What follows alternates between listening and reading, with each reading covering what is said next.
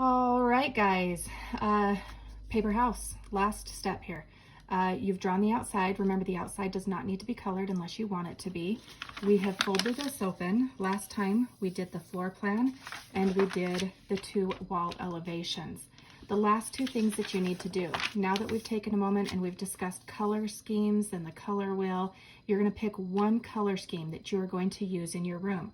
This color scheme is going to be identified right here. So I am using a triadic color scheme. Make sure you're using the correct vocabulary. I can see the colors you're doing. I want to know the color scheme name. So I am using yellows, blues, and reds. That is a triadic color scheme.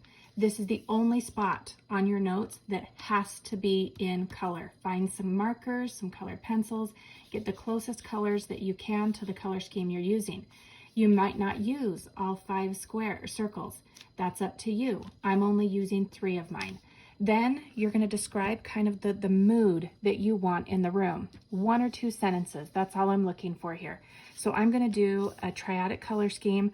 I want my room to have deeper colors. So these are not necessarily the exact colors that I want to use, but they're close, to give it more of a mature feel to the space. I want a room with style that is comfortable to be in. That's what I'm going for.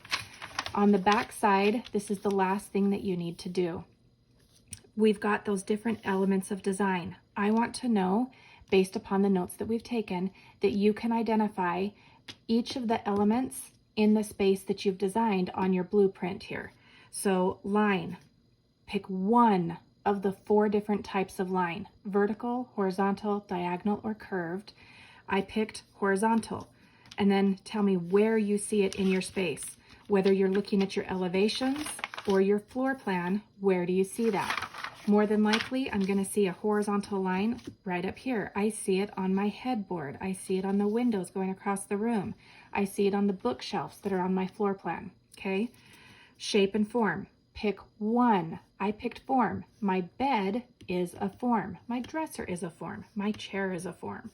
All of those are examples of where I'm going to see form in my space.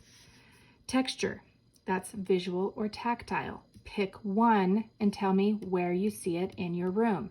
I picked tactile texture on my fuzzy rug, okay? Next, you've got space. 2 types of space, positive or negative. I picked positive space. My bed is positive space. It takes up space.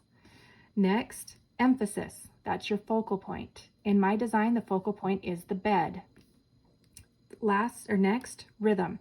There are 5 different ways to create rhythm: repetition, radiation, gradation, opposition, and contrast. I forgot one.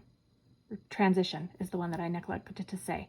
Okay, I picked repetition. The colors that I'm using in my space are going to repeat in several places. The yellows, the reds, the blues, they're going to be repeated in several places. That's going to be rhythm by repetition. Next, you've got harmony, okay? Unity or variety, 2 ways to create harmony. I chose unity. I'm going to be repeating the colors, the reds, yellows, and blues. That's going to tie the space together by repeating those colors. That's going to be unity, okay? This is going to become very, very helpful when you do your test on Room Styler. So this is how you finish up the house design. Let me know if you have any questions, guys. I'm excited to see what you guys have created.